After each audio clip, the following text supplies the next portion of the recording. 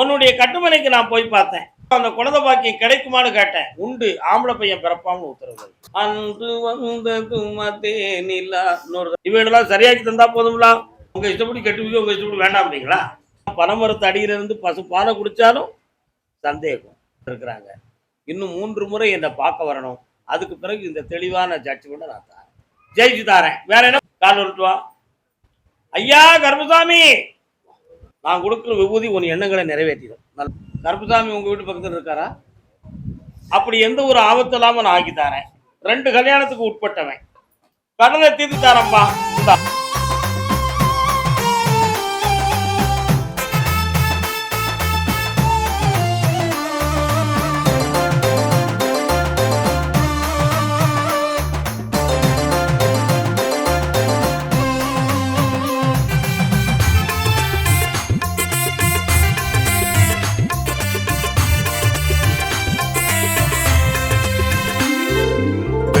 குதிரை ஏறி வரும் கருப்பசாமிதான், வெற்றி மாலை சூடி வரும் கருப்பசாமிதான்.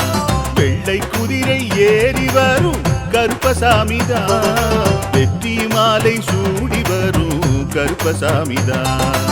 கஷ்டமெல்லாம் தீர்க்க வரும் கருப்பசாமிதான், கஷ்டமெல்லாம் தீர்க்க வரும் கருப்பசாமிதான். கண்ணெதிரே காட்சி தரும் கருப்பசாமிதான், கண்ணெதிரே காட்சி தரும் கருப்பசாமிதான். புளியரை நீங்க வாங்க சந்ததி நடக்கும், புளியத்தை வாங்கிட்டு போங்க இவரி விளக்கும். புளியரை நீங்க வாங்க சந்ததி நடக்கும், புளியத்தை வாங்கிட்டு போங்க இவரி விளக்கும். வெள்ளை குதிரை ஏறி வரும் கருப்பசாமிதான், வெற்றி மாலை சூடி வரும் கருப்பசாமிதான்.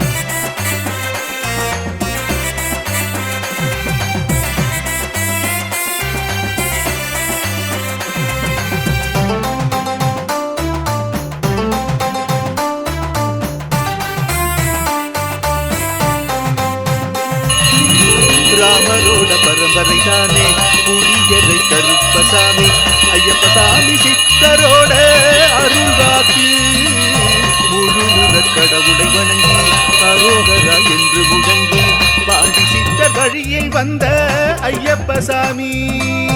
கருப்பசாமி சத்தியத்தால் காட்சி தரும் சாமி என்போம், மகிழ்ச்சியான அருள்வாக்கு தருகின்ற சாமி என்போம். எலும்பிச்சையாலே அனைத்து நோய்களை தீர்த்து வைக்கும் சாமி என்போம். திருநீரு தந்து பெரும் பாவங்கள் போக்கும் சாமி என்போம், பாவங்கள் போக்கும் சாமி என்போம். சமதர்மம் வளர்க்கும் நம்ம சாமி அல்லவா, பிரமதம் வந்தாலும் அருளும் அல்லவா. சமதர்மம் வளர்க்கும் நம்ம சாமி அல்லவா, பிரமதம் வந்தாலும் அருளும் அல்லவா.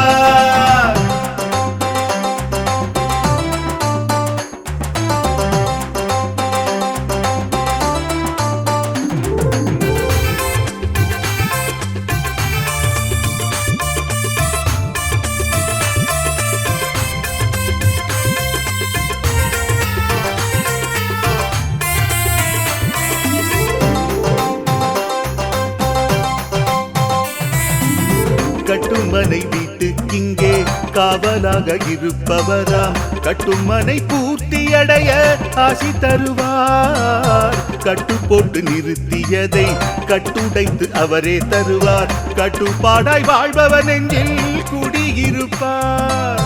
மடியேந்தி வரம் கேட்டா மறுக்காம தருபவராம், மனதார வேண்டினாலே மறுகணமே வருபவரா.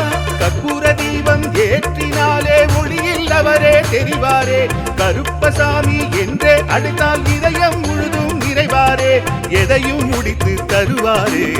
புளியரை புண்ணிய பூமி நாமும் தொழுவோம், புளியரை கருப்பசாமி அருளை பெறுவோம்.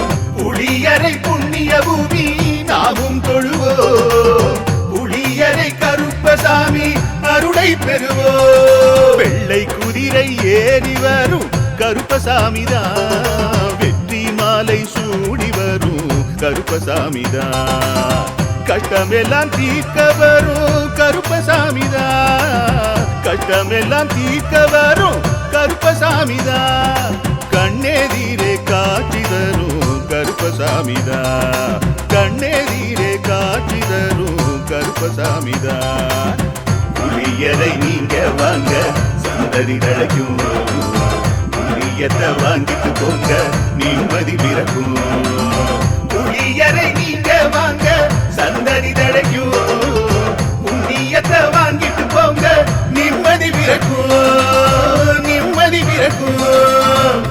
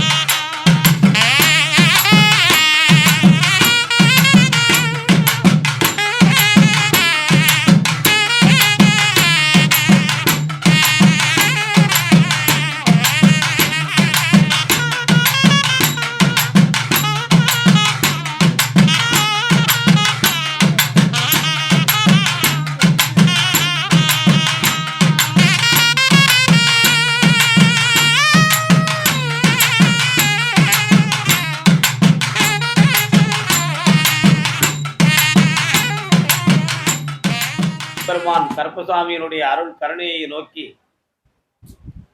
ஒவ்வொரு நாட்களும் நமது கருப்பசாமியுடைய பெரும் கருணையவும் அருள் மகத்துவத்தையும் நாடு இங்கு வந்திருக்கிற பக்தர்களுக்குடைய கருப்பசாமியுடைய அருள் மிகுந்த சக்தியை வைத்து நிம்மதி அடைந்த மக்களுடைய தன்மைகளை உணர்ந்து ஆங்காங்கே நம்ம சாமியை தியானம் செய்து கொண்டிருக்கின்ற பக்தர்களுக்கும் இந்த கோவிலை தன் உள்ள கோவிலிலே கற்பனையாகவும் கனவாகவும் பார்த்து கொண்டு இப்படி ஒரு தெய்வம் இங்கு இருக்கிறது என்பதை உணர்ந்து எப்பொழுது வாய்ப்பு கிடைக்கிறதோ என்று ஏங்கி கொண்டிருக்கிற ஒவ்வொரு பக்தர்களுக்கும் நமது ஐயன் கருப்பசாமியுடைய அருளும் கருணையும் கிடைத்து உங்கள் அனைவருடைய எண்ணங்களும் ஆனந்தமாக நிறைவேறி எக்குறைகளும் இல்லாமல் ஆனந்தமாக நீங்கள் எல்லோரும் வாழ வேண்டும் என்று சொல்லி நான் ஆனந்தமாக பிரார்த்தனை செய்து கொள்கிறேன். ஞானம், தியானம் இவைகளெல்லாம் மனிதன் ஏன் எதற்கு என்று தெரிந்து சிலர்களும் தெரியாமல் பலர்களும் இந்த தியானத்தை பற்றி பயன்படுத்தி கொண்டு இருக்கிறார்கள். ஒவ்வொருத்தர் அவரவர் தெரிந்த விஷயத்துக்குத்தான் இந்த தியானம் என்னும் முறை என்பதை பலர் புரிந்திருக்கிறார்கள். ஆனால் உண்மையிலேயே தன் உணர்வுகளையும் தன் எண்ணங்களையும் தன்னை மறந்து இருப்பது மட்டும்தான் தியானம் என்ற ஒரு நிலையில பல பேர்கள் தன்னை பயிற்சி செய்து கொண்டார்கள்.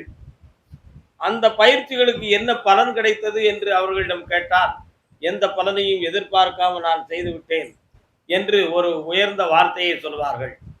ஆனால் தவம் இருக்கக்கூடிய ஒவ்வொருத்தரும் ஒரு லட்சியத்தை வைத்துத்தான் தவம் இருக்க வேண்டும் என்பதுதான் நமது முனிவர்கள், சித்தர்கள், யோகியர்கள் அனைவருமே நமக்கு உரைத்த வாக்கு. அந்த லட்சியம் எப்படிப்பட்டது?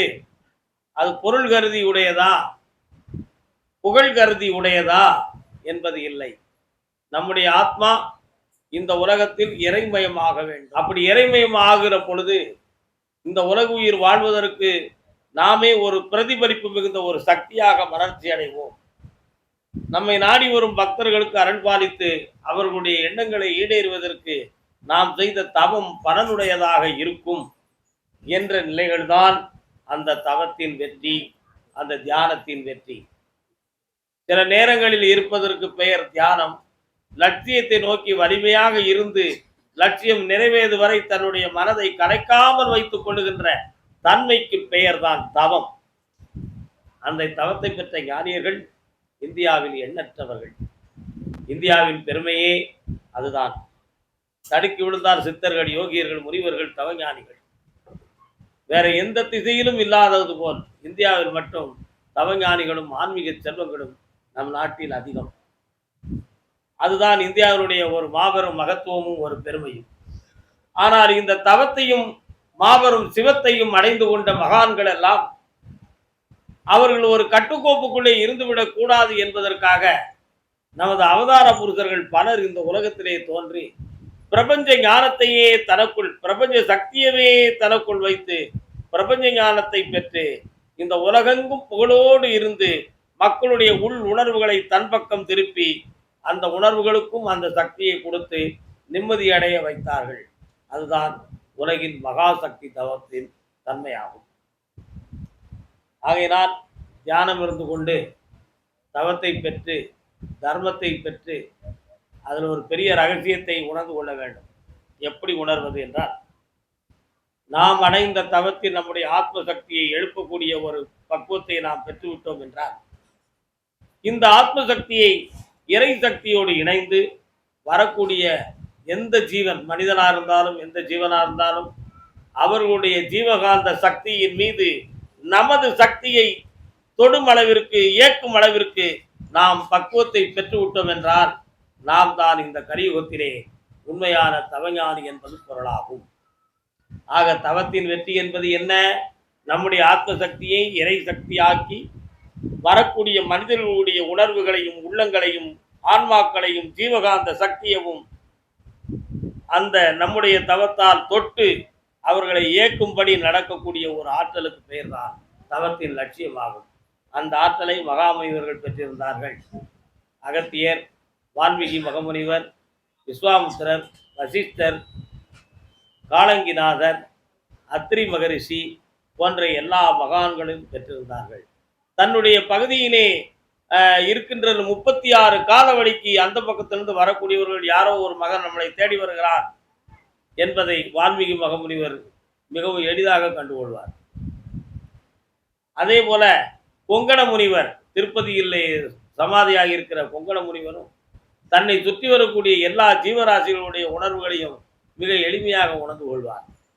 இப்படி தான் இருக்கின்ற பகுதியில் இருந்து இத்தனை காதவழி தூரத்துக்குள் நம்முடைய ஜீவகாந்த சக்தியை பரவ வைத்து யாரோ ஒருவன் நம்மை தேடி வருகிறார் என்பதையும், இந்த தூரத்துக்கு இந்த பக்கத்திலே ஏதோ ஒரு ஆற்றல் நடந்து கொண்டு இருக்கிறது என்பதையும் புரிந்து கொள்ளும் அளவிற்கு யார் ஒருவன் தன்னுடைய ஆத்ம சக்தியை இயக்கிக் கொள்கிறானோ அவனே தவத்தின் லட்சியவாதியாகிறான். அந்த லட்சியத்தின்படிதான் நமக்கு தொலைவில் ஞானம், தொலைதூர சக்தி, தொலைதூரத்தை பார்க்கின்ற ஞான கண்ணின் திறப்பு, இவைகள் அனைத்துமே அந்த தவத்தின் லட்சியத்தின் வெற்றியில் தான் இருக்கின்றது. வருகின்ற பக்தன் சரணாகதியாக உண்மையாக உள்ள குழப்பம் இல்லாமல் இருந்தான் என்றால் அவனுடைய விஷயங்கள் அனைத்தும் ஞானியார் முழுக்க முழுக்க ஏற்றுக்கொள்ளப்படுகிறது. அவன் உள்ளத்தில் 1000 குழப்பத்தையும் சந்தேகத்தையும் ஐயப்பாட்டையும் அவன் வைத்திருந்தான் என்றால், அவன் உள்ளம் ஒருங்கிணைக்கப்படாத நிலைகளிலே இருந்தால் அவன் பலமுறை வந்துதான் அந்த ஞானியின் மூலமாக அவன் பயனடைய வேண்டும், விதி இருக்கிறது. ஆகையினால் ஞானிகளையும் குருமார்களையும் பார்க்கின்ற பக்தனுக்கு மனதிலே களங்கமில்லாத தன்மை வேண்டும். வருகின்ற பக்தரை அரவணைக்கின்ற ஒரு குருவுக்கு பரந்த மனப்பான்மை இருக்க வேண்டும். இவைகள் இரண்டுக்கும் இடையிலே விளையாடுகின்ற ஒரே ஒரு சக்தி மனம் என்னும் சக்தி. இந்த மனம் என்னும் சக்தியை மட்டும் தெளிவாக வைத்துக் கொண்டோம் என்றால் நாம் செயல்படுவதற்கு மிக எளிமையாக இருக்கும். நாம் காணாத வெற்றி எல்லாம் கண்டுகொள்ளலாம், பெறாத சக்தி எல்லாம் கைகொள்ளலாம். ஆக இந்த மனோசக்தியையும் பெற்று நம் மாசிலாத மனதையும் ஆக்கி என்றும் அழுக்கப்படாத அன்பு நிறைந்த உள்ளமே, அன்பே சிவம் என்னும் அற்புதத்தை காட்டி மாசிலாத மனமே ஈசன் கோயில் என்று உணர்த்தி எல்லோரும் தூய்மையாய் வாழ இன்புற்று வாழ்வோம். வாழ்க. வணக்கம்.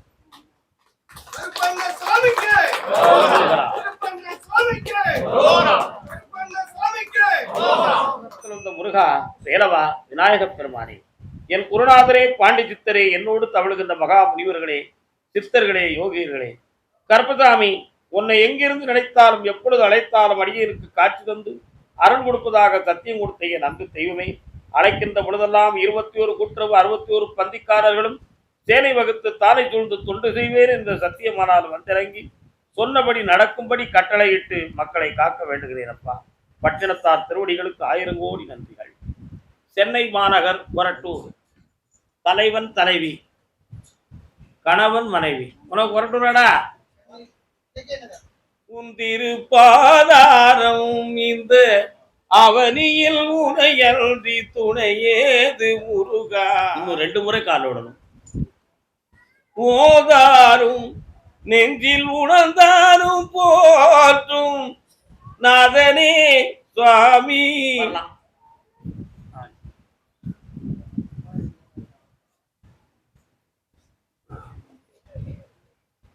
உன்னுடைய கட்டுமனைக்கு நான் போய் பார்த்தேன். எல்லா வல்ல வெற்றிவேல் முருகனுடைய அருள் பாலிப்பும் வெற்றிவேலும் உன் வீட்டில் இருக்கு. அதே போல இப்பொழுது நாம் பார்த்துக்கிட்டு இருக்கக்கூடிய இந்த பணியில் ஒரு சிறு தடைகள் ஏற்பட்டிருக்கு. அதுக்கு வேண்டிய ஆர்டர் நான் வாங்கி தரேன்னு உத்தரவாயிடுது. மீண்டும் உன்னுடைய பணியை தொடங்கலாம். முதல்ல ஆம்பளை பையனுக்கு கல்யாணத்தை முடிக்கலாமா அப்படின்னு பார்த்தேன். இல்லப்பா, பொம்பளை பிள்ளைக்கு வரக்கூடிய ஆவணி மாதத்துக்குள்ள நல்ல வரன் வந்து சேருது. அவளுக்கு கல்யாணத்தை உறுதியாக்கி விட்டு அடுத்த மாப்பிள்ளையை பார்த்து அடுத்து மாப்பிள்ளைக்கு பொண்ணை பார்த்துருவோம்னு சொல்லியாச்சு. அதனால முதல்ல இந்த வேலைக்கு இந்த 3 மாதத்துல வெற்றியை தந்துருந்தேன். பொம்பளை பிள்ளைக்கு கல்யாணத்தை நடத்தி வச்சிருந்தேன். பையனுக்கு தை மாதத்துக்கு உட்பட நிர்ணயம் பண்ணித்தாரேன். ஆனா அதற்கு இடையில பையன் வெளிநாடு வர போகணும்னு ஆசைப்பட்டாங்கன்னா நம்ம என்ன செய்யலாம்? அப்போ வந்துட்டு போறதுக்கு ஏற்பாடு பண்ணலாமா? கால் வந்து சொல்லலாம். அதான் ஆதாரம் உன் திரு பாதாரம்னு ஒரு பாட்டு எடுத்து கொடுத்தாரு கருப்பசாமி. அந்த ஆதாரங்களை எல்லாம் பார்க்கும் பொழுது உன் பக்கத்துல எந்த ஒரு பிழைகளும் இல்லை என்ன. ஆனா உன்னோடு பணி செய்யக்கூடியவர்கள் சில காலதாமதத்தின் காரணத்தினால் அவர்கள் செய்ய வேண்டிய பழுக்களில் உங்களுக்கு ஏற்பட்ட பிழைதான் இந்த பிரச்சனை நடந்திருக்கு. அதுல உன் பக்கத்துல எந்த குற்றமும் இல்லைன்னு உத்தரவாயிடுது. அந்த ஆர்டரை போட்டு வெற்றியாக்கி வேலையை வாங்கி தரேன். வெற்றி மாலையும் தரேன். குட்ரா வெற்றி மாலை. கருப்பசாமிக்கு இந்தாப்பா. ஜெயிச்சாச்சு, ஆனந்தமாயாச்சு. என்னாலும் உயர்ந்திருப்பாய். இந்த மகளே, செல்வ சிறப்போடு இரு, ஆனந்தமா இரு. இன்னொரு சொத்து வாங்கி தரேன். சந்தோஷம். மதியம் சாப்பிட்டு போங்க. கருப்பசாமி, ஆமா அப்படியா? சரி, கேட்டு பாக்குறேன். அதே சென்னை மாநகர், சென்னை. ஏன் இப்படி விழுந்துச்சு வாரீங்க? பிள்ளைய பத்தி காக்க வந்தீங்களா? கால் வந்துட்டாங்க. கண்ணீரு தென்னை வளர்த்தா இளநீரு பெத்தவ மனசு பித்தம்மா வெள்ளை மனது. உன்னுடைய மகனை போய் பார்த்தேன். கண் கலங்க கூடாது. உணர்ச்சி வசப்பட்டு அழுதம்னா நான் சொன்ன வாக்கு உங்களுடைய உள்ளத்துல பதிவாகாது. எப்பொழுது உங்களுடைய மனம் என்னிடம் சரணாகதி ஆகி உள்ளம் திறந்திருக்கிறதோ அப்பொழுது நான் சொல்லக்கூடிய வாக்கு உங்க ஆன்மாவில் பதிவாயிடும். ஆத்மாவில் பதிவாயிடுதுன்னா உங்க எண்ணங்கள் நிறைவேறிடும். சரியா? அதனால ஆவேசப்பட வேண்டாம், ஆங்காரப்பட வேண்டாம், அழ வேண்டாம். இன்னொரு தடவை கால் வந்துவாங்க. உடல்நிலையை பத்தி நான் பேசணும். என்னப்பா, உண்மையா இல்லையா? எல்லா மருத்துவங்களையும் போய் பார்த்தேன். அவனுடைய மனநிலைக்கும் அவன் உடல்நிலைக்கும் கொஞ்சம் பாதிப்புகள் ஏற்பட்டு இப்போதைக்கு உங்களோட அவன் நிம்மதியாக இருக்க முடியாத நிலையை அடைந்து கொண்டு இருக்கிறான். அவனை காப்பாற்றி தந்தா போதுங்களா? ஒண்ணு. என்னப்பா, அவனை காப்பாற்றி தந்துடுறேன். அடுத்ததாக நான் பார்த்தேன், அவனுக்கு மங்களகரமான சில நற்செய்திகள்லாம் வருவதற்கு தடை இருக்குமோ அப்படிங்கிற ஒரு சந்தேகம் உங்க உள்ளத்துல இருக்கு. அப்படிலாம் எந்த தடையும் வராம காப்பாத்துறேன். அதே மாதிரி மாங்காட்டுல இருந்து அன்னை பகவதி வந்தா. ஏம்மா நீ வரன்னு கேட்டேன். அந்த மகன் என்னுடைய மடியில் படுக்க வேண்டியவன் அப்படின்னு சொன்னான்.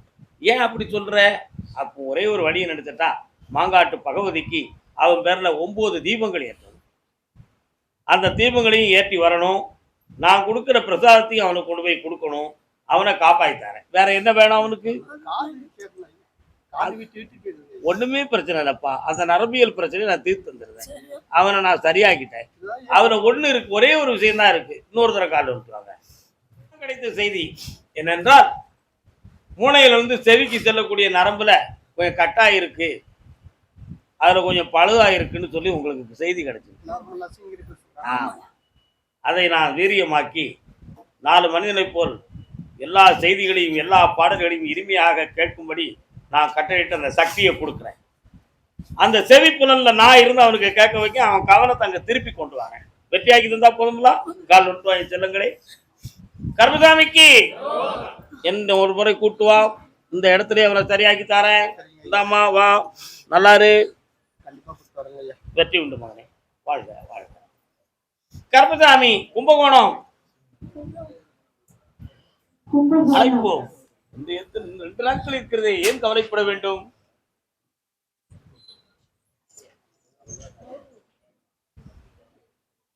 உங்கள் 2 பேருடைய உள்ளத்தை நான் கொஞ்சம் ஆழமா பார்த்தேன்.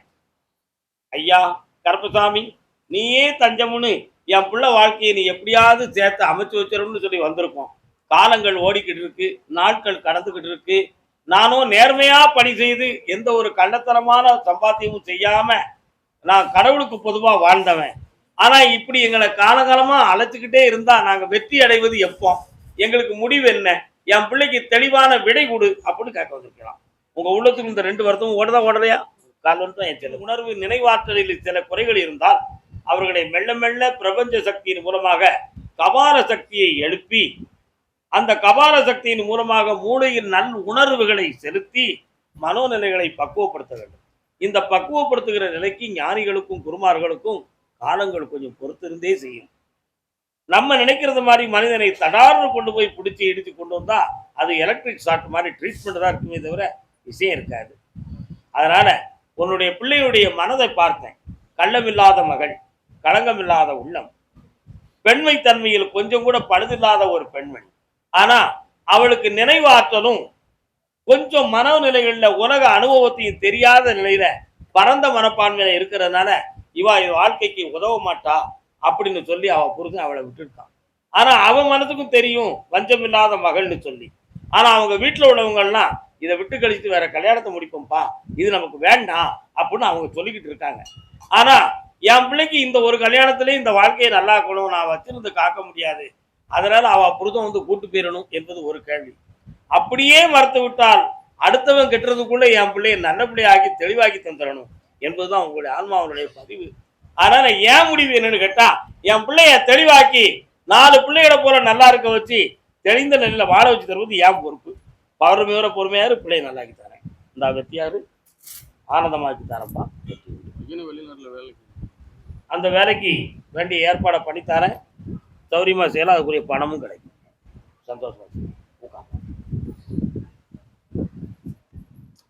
அந்த குளம் சாமிக்கு தீர்த்தத்துக்கு மட்டும்தான் அப்படின்னு நினைச்சாங்க. இல்லை, வெளியூர்ல இருந்து மக்கள் வந்தாலும் அந்த குளத்துல இருந்து குளிச்சு போவாங்க. படி எதுக்கு வச்சான்?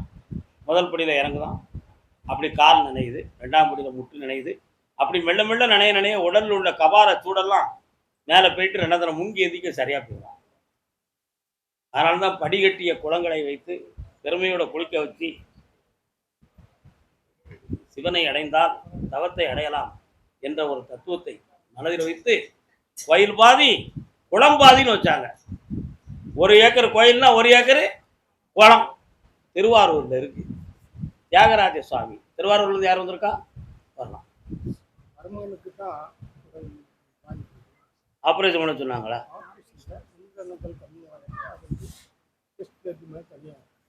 டெஸ்ட் பேபி படலுங்கிற ஒரு ஆற்றல் இருந்தாலும் அதுக்கு அறுவை சிகிச்சை தேவைங்கிற நிலை தான் இருக்கு. புரியுதா? ஆனா அந்த மகனுக்கு சக்தியை கொடுத்துடலாமான்னு பார்த்தேன். கொடுக்கலாம். மருமகனுடைய உடலுக்கு சக்தியை கொடுக்கலாம்.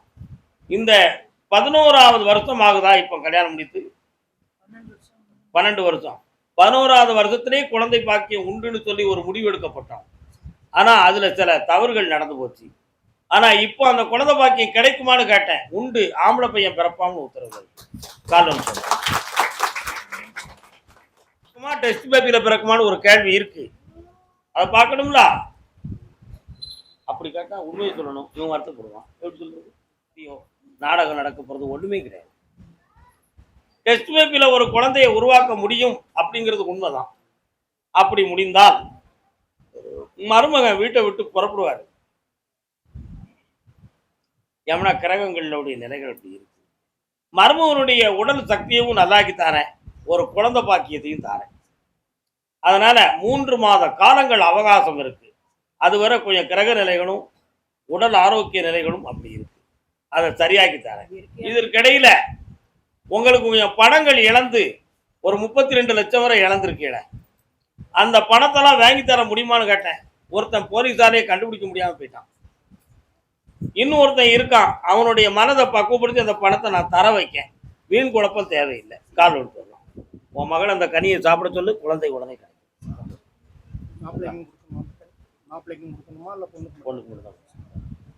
அதே திருவாரூர் எல்லை உடல்நிலை சரியில்லாதவர்கள் வீட்டில் 3 மணிக்கு மேல் அழைக்க வேண்டும் என்று சொல்லி உத்தரவு.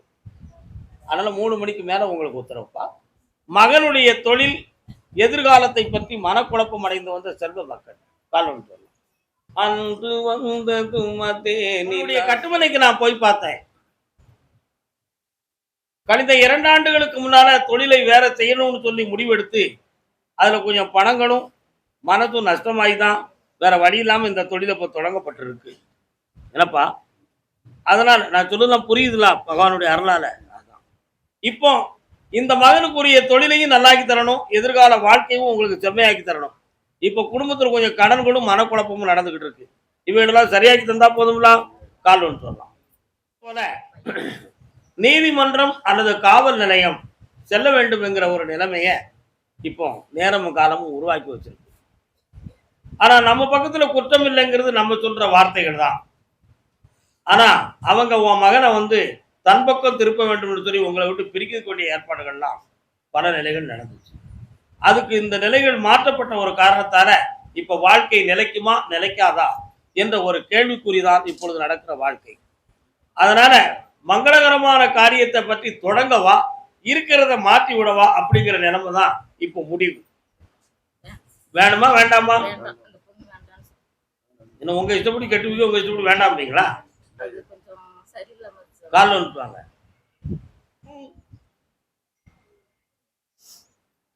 உன் மகன் அவனுடைய மனக்கண் பார்வையில, என்ன பார்வையில, மனக்கண் பார்வையில ஒரு மாறுதலான ஒரு குழப்பம் நமக்கு நடந்து போச்சுன்னு சொல்லி அவன் முடிவுக்கு வந்துட்டான். அதான் பனைமரத்து அடியிலிருந்து பசு பாலை குடிச்சாலும் சந்தேகம். அப்படி அவன் ஒரு முடிவு எடுத்து நமக்கு ஒரு துரோகம் நடந்துருச்சு, வேற ஏதோ ரிலேட்டிவ்ஸ் இருக்கு அப்படிங்கிறத அவன் உள்ளத்துல புரிஞ்சதுனால இப்ப அவன் தெளிவாகவே முடிவெடுத்து இருக்கிறான். இதுதான் நிலை. ஆனா அதை ப்ரூவ் பண்ண முடியாத நிலைமையில நீங்க லாக்ல இருக்கீங்க.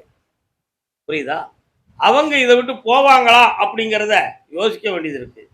ஏன்னா அவங்க ஒரு முடிவோடு உட்கார்ந்து இருக்கிறாங்க. இன்னும் 3 முறை என்னை பார்க்க வரணும். அதுக்கு பிறகு இந்த தெளிவான ஜட்ஜ்மெண்ட்டை நான் தரேன். கால் இந்தா செல்வாக்காரு வெற்றியாக்கிறாரு. இந்தாப்பா நல்லா இருப்பான். இன்னும் 3 முறை பார்க்கணும். கருப்பசாமி, ஆமா அப்படியா? தஞ்சாவூர் தஞ்சாவூர் சிறையில ராஜிக்கிறாக பாரு.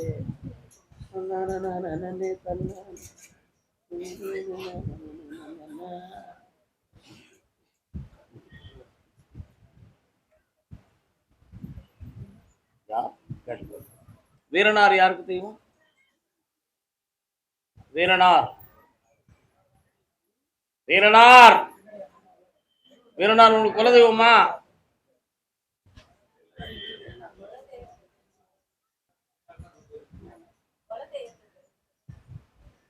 நீ யாரு? யாரு? சத்தமா பேசுமா. ஐயனார் பக்கத்துல தான் உங்களுக்கு வீரனாரா? உங்க எல்லாருக்குமே வீரனார் இருக்காரு, ஆனா ஐயனாரோட சேர்ந்து இருக்காரு இல்லையா? ஆமா. பிள்ளைய பத்தி காக்க வந்தது யாரு? கால் உருட்டுவா வரலாம். என்னப்பா செய்யணும் பிள்ளைக்கு? கால் உருட்டு வரலாம். உன மாதிரி பெண் எடுத்தா கல்யாணத்துக்கு பெண்ணு கொடுப்பாங்களா? கொடுக்க மாட்டான். உன் மகனுடைய அம்சத்தெல்லாம் பார்த்தேன், அவனுக்கு கல்யாண காரியம் நெருங்கி தான் வந்திருக்கு. ஆனா இப்போ ஒன்று கிரகங்களுக்கு 1.25 மாசங்கள் டைம் இருக்கு. சற்று பொறுமையாக இருந்தா வெற்றிகரமா கல்யாணம் நடக்கும். சொந்த பந்தத்துல வேண்டாம்னு சொல்லிடுது. அசல்ல தான் அந்த பெண் கிடைக்கும். முடிச்சு தருவேன். சற்று பொறுமையா இருக்கணும். அதுக்கடையில் வெளிநாட்டை பத்தி சிந்தனை உன் மகனுக்கு வரும் உள்ளத்துல. அது சரியா போகாம போகக்கூடாது, என்கிட்ட கேட்காம புரட்டா ரெண்டாவது திருப்பி உடனே இருந்துருவான். அதனால இந்த புரட்டாசி வர பொறுமையா இருந்து ஆவணியில அருமையான பெண்ணை கொண்டு வந்து காட்டி வெற்றியா முடிச்சிருந்தா போதுங்களா? கால் ஒன்று சொல்லலாம். ஜெயிச்சு தாரேன். வேற என்னப்பா வேணும்?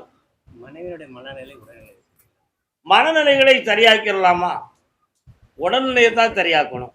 மனநிலைகளை சரியாக்கிறதுக்கு கொஞ்ச நாள் ஆகும். ஏன் அப்படின்னு நான் கேட்டேன்.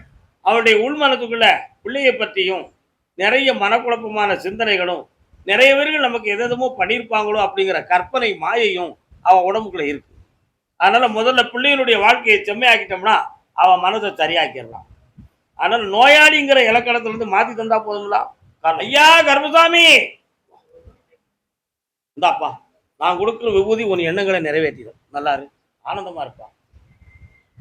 அதே தஞ்சாவூர் கடன்கள் துன்பங்களால் வேதனை அடைந்து வந்த மகன். பை நிறைய கை காசா. அந்த எல்லைக்குள்ள ஒரு நாய் வருது அடிக்கடி. அந்த நாய் எங்க உள்ளதுன்னு கேட்டேன். அதுதான் பைரவர்கிட்ட பக்கத்துல இருந்து வரக்கூடியது.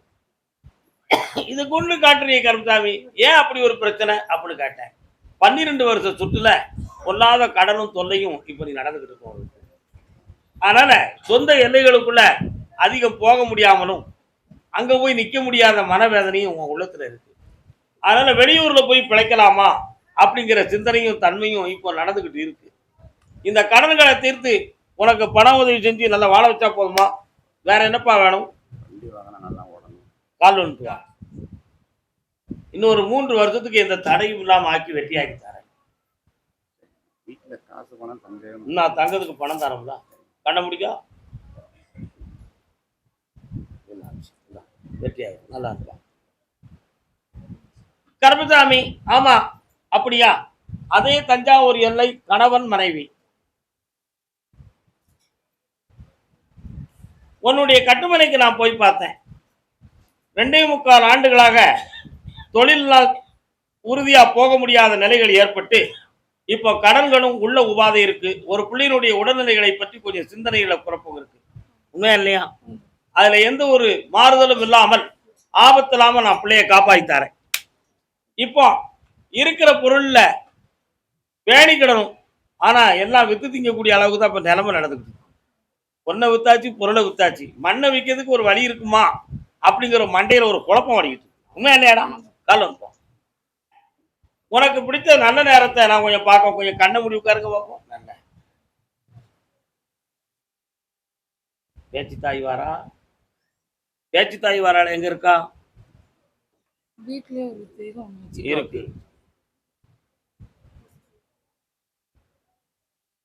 ஒருங்கிணைப்புமா?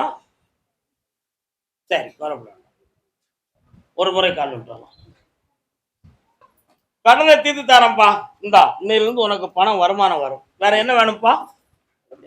இந்தா, நல்லா நிறைய பணமா வந்துகிட்டே இருக்கும். ஜனவசியம் ஆயிடும். கர்மசாமி, ஆமா திண்டுக்கல். திண்டுக்கல் நண்டுக்கல். ஆறுமுகா அம்மையப்பனை மறந்து. உங்க பேர் என்ன? முருகன் பேரு தானே? கருப்புசாமி உங்க வீட்டு பக்கத்துல இருக்காரா? எங்க இருக்கிறாரு? கால் வந்துட்டு வரலாம். பிள்ளையினுடைய மனநிலைகளை பற்றியும் வாழ்க்கையை பற்றியும் கேட்க வந்திருக்கீங்க. இரண்டாவதாக, உழைத்த முதல்லாம் ஒரு 3 வருஷ காலமா நிறைய நஷ்டமும் ஏமாற்றமும் நடந்துகிட்டு இருக்கு. அதையும் சரி பண்ணணும். இது போக இடம் வீடு சம்பந்தமான விஷயத்துல கொஞ்சம் மனக்குழப்பமும் சங்கடமும் நடக்கு. இதுல சில சொந்த பந்தங்கள் மேல ஐயப்பாடு, நமக்கு எதுவும் மாறுபாடான விஷயங்கள் நடந்திருக்குமா, செய்வனைகள் போன்ற விஷயங்கள் எதுவும் நடந்திருக்கலாமா அப்படிங்கிற உள்குழப்பம் உன் உள்ளத்துல இருக்கு. இந்த நிலைகள்ல உடல்நிலை அடிக்கடி சோர்வாகி மருத்துவ செலவுகளை காட்டி வேதனையை கொடுத்துக்கிட்டு இருக்கு. இதுக்கு ஒரு விடையும் வேணும், இந்த 3 கேள்விக்கு நடைமுறையும் வேணும் என்பது உங்களுடைய கேள்வி. காரணம் சொல்லலாம்.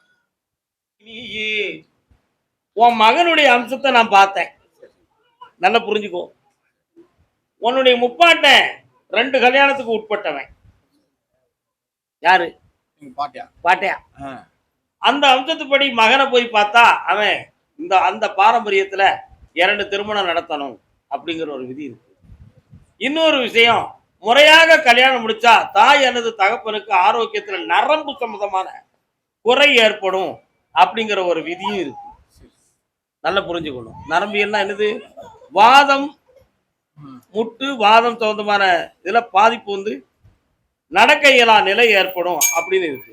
அது என்ன சாமி, அப்படியெல்லாம் ஒரு விதி இருக்கா அப்படின்னு ஒரு கேள்வி நீங்க எல்லாம் கேட்கலாம்ல. ஒரு ஒரு பஸ்ல 80 சீட் இருக்கு, எத்தனை பேர் உட்கார முடியும்? 80 பேர் தான் உட்கார முடியும். இன்னொரு ஆளை கூட்டு வந்து உட்கார வைக்கும் பொழுது மடியில் உட்கார்ந்தா வலிக்குமா வலிக்காதா? அதே மாதிரி இந்த பிறவியில வந்து முறையான திருமணம் வந்து 2 பேர் கல்யாணம் முடிச்சு இருக்கலாம். இன்னொருத்தர் முறையாக கல்யாணம் முடிச்சு இருக்கும் பொழுது இருக்கிற மாங்கல்ய சக்தியினுடைய வலிமை குறையும் அப்படின்னு ஒரு விதி இருக்கு. அந்த விதியின்படி தாய் அல்லது தகப்பனுக்கு நரம்பியல் பணி வரும். அதனால அவன் இஷ்ட திருமணத்தை முடிச்சாச்சுன்னா அதுல இருக்கக்கூடிய கிரகங்கள் தோஷங்கள் எல்லாம் நீங்கும். அப்போ அந்த கல்யாணமும் அந்த வாழ்க்கையும் செம்மையா நடக்கும். அதனால இப்போ உங்க உடல் ஆரோக்கியங்கள் வேணுமா, அவன் இஷ்ட திருமணம் வேணுமா? அவன் நல்லா இருந்தா போதும்ல, நம்ம பிள்ளை தானே, சந்தோஷமா இருக்கட்டுமே. காரணம் கருப்பசாமிக்கு அதே மாதிரி எதையும் கேட்டு உணர்ச்சி வசப்படுத்துறது, மன வருத்தப்படுத்திக்கிறது, அப்படி ஒரு களங்கமான நிலையே வரக்கூடாது.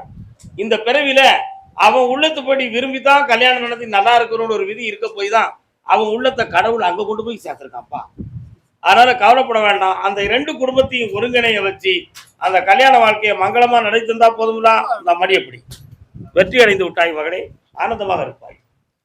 பிள்ளை ஆம்பளை பையன் பிறப்பான், நீ சொல்லணும் கருப்பசாமி தான் கல்யாணம் முடிச்சு வச்சான், அவன் பேரை வையி அப்படி சொல்லணும். கருப்பண்ணன் IAS அவனை வாங்கித்தாரேன், வெற்றி உண்டு. அதே மாதிரி உன் வீட்டுக்குள்ள என் தங்கை மாரியனுடைய பேரருள் என்னைக்கும் உண்டு. என்னடா நானும் வருவேன், இந்த அப்படி கோடி கோடியா பணம் தாரேன். நல்லா பொம்பளை பிள்ளைய பத்தி கேட்கறதுக்கு மட்டும் பௌர்ணமிக்கு வந்து கேட்பியா, தங்க பிள்ளை நீ. கருப்பசாமி ஆமா அப்படியா? அதே திண்டுக்கல் எல்லை தனது வியாபார தொழில் சொந்தமாக கேட்க வந்தது. யாருமா திண்டுக்கல்? அவங்களுக்கு பிறந்து வந்த கதையை பார்த்தால் பெரிய வீடு தெரியுமடா.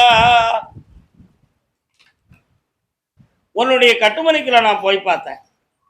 ஏற்கனவே கருப்பசாமி உன் குடும்பத்தை தொண்டு தொட்டு உன் வீட்டுக்குள்ள இருக்காரு. ஆனா இப்போ ஒரு பிள்ளையினுடைய வாழ்க்கையை பத்தி உன்னுடைய சிந்தனையும் மனக்குழப்பமும் உன்னை தூங்க விடாம துரத்திக்கிட்டே இருக்கு. உண்மையா இல்லையா? அந்த வாழ்க்கைய உன்னுடைய இஷ்டப்படி மனம் கோடாம நடத்தி தந்தா போதுமா? அந்த மனத்துக்கு உள்ள இருக்கக்கூடிய கலங்கத்தை வெளியெடுத்து தெளிவாக்கி தந்தா போதுமா? காரணம் விட்டுவான். 3 இடங்கள் இப்பொழுது பேச்சுவார்த்தையில் இருக்கு ரியல் எஸ்டேட்ல. அதுல ஒரு இடம் முடிச்சு தரம்னு உத்தரவு.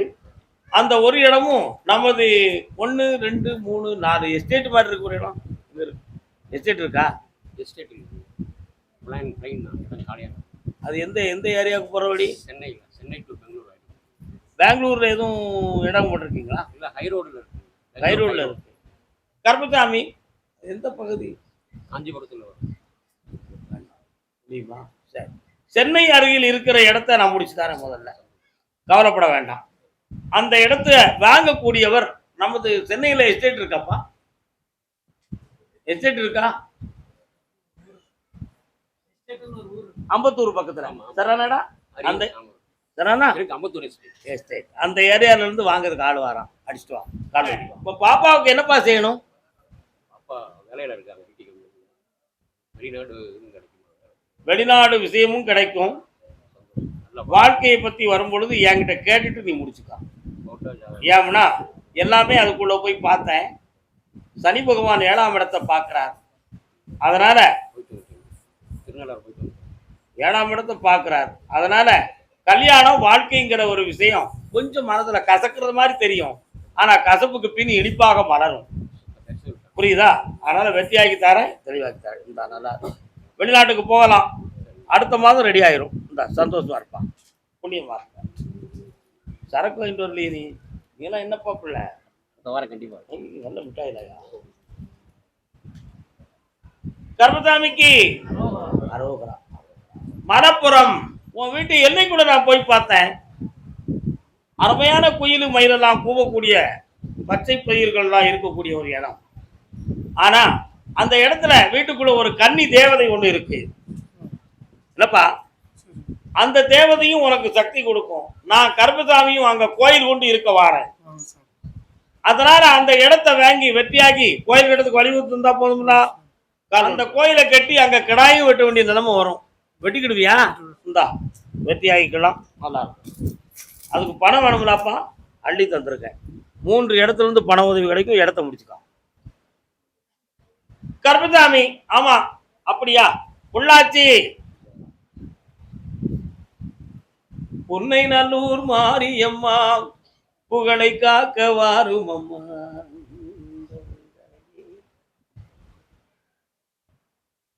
அம்மா மேல மாரியம்மன் இருக்காள, என்ன வேணும்? வீட்டிலே படிச்சு பாஸ் பண்ணு, கொண்டு படிச்சு பரிசையில் பாஸ் பண்ணு. கால்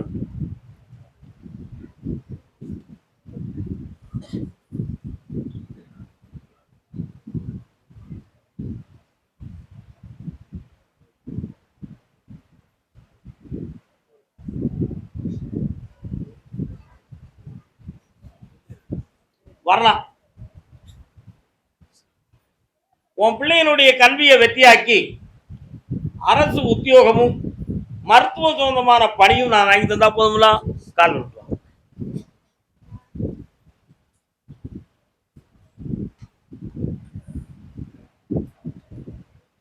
அப்படியா? சரி வரலாம். அதே போல இப்ப கொஞ்சம் கடன்கள் இருக்கு. இந்த கடனையும் தீர்த்து தாரேன், வெற்றியாக்கி தாரேன். வேற என்ன வேணும்? பையனுக்கு ஒரு பிரச்சனை சாமி, அதை தீர்த்து கொடுக்கணும். அந்த பிரச்சனையை தீர்க்க நீதிமன்றம் செல்லாம காப்பாத்துறேன். சரி சார். கர்மசாமி, ஆமா அப்படியா? சரி, நல்லது நல்லது நல்லது. அப்படியா? சரி. ஈரோடு யாருக்குமா? என்ன செய்து? வாட்? டயபெட்டிக்ஸ்.